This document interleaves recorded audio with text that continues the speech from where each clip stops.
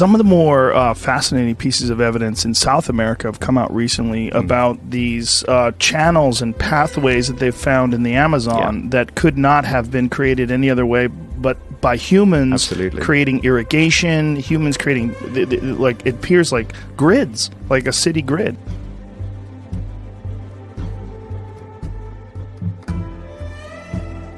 The Amazon is a colossal mystery, and it's one of the subjects that I explore in depth in America before.